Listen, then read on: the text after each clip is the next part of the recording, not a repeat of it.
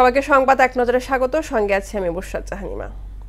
বিদেশে বাংলাদেশের সব কূটনৈতিক মিশন, কনসুলেট, কূটনীতিকদের অফিস ও বাসভবন থেকে রাষ্ট্রপতি মোহাম্মদ শাহাবুদ্দিনের ছবি সরানো হচ্ছে।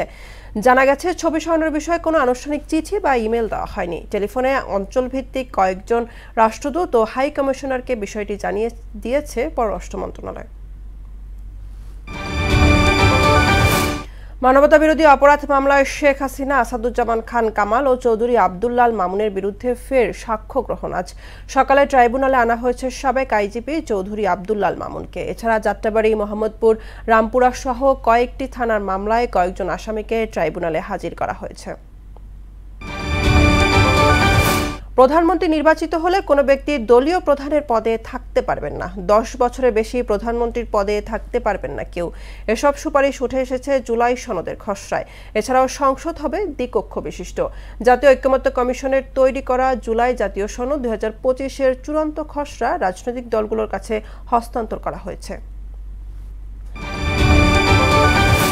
সপ্তাহের প্রথম কর্মদিবসে ভোর থেকেই রাজধানীতে মুষলধারে বৃষ্টি। এতে পানি জমে যায় অনেক সড়কে। রাস্তায় সৃষ্টি হয় যানজট। কোথাও কোথাও রাস্তায় গাড়ি নষ্ট হয়ে ভোগান্তিতে পড়ে মানুষ।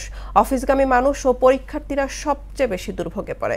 আগামীকাল সাগরে লঘুচাপ সৃষ্টি হতে পারে বলে জানিয়েছে আবহাওয়া অফিস। আলাস্কা শীর্ষ সম্মেলনে ইউক্রেন যুদ্ধবন্ধে নতুন শর্ত দিয়েছেন রুশ প্রেসিডেন্ট ভ্লাদিমির পুতিন। শর্ত হিসাবে দোনেৎস্ক ও লুহান্স্ক অঞ্চল রাশিয়ার কাছে ছেড়ে দেওয়ার দাবি করেন তিনি। বৈঠকের সঙ্গে সরাসরি সংশ্লিষ্ট 2 কূটনীতিকের বরাত দিয়ে তথ্য জানিয়েছে ব্রিটিশ সংবাদ মাধ্যম দ্য গার্ডিয়ান।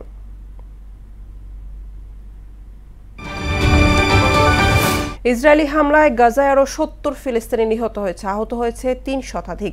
এছাড়া অনাহারে প্রাণ গেছে 11 জনের। এদিকে গাজা যুদ্ধবন্ধ ও বন্দি বিনিময় চুক্তির দাবিতে কয়েক হাজার মানুষ বিক্ষোভ করেছে তেল আবিবে। অন্যদিকে গাজা উপত্যকায় বসবাসকারী ফিলিস্তিনিদের জন্য সব ধরনের ভিসা স্থগিত করেছে যুক্তরাষ্ট্র।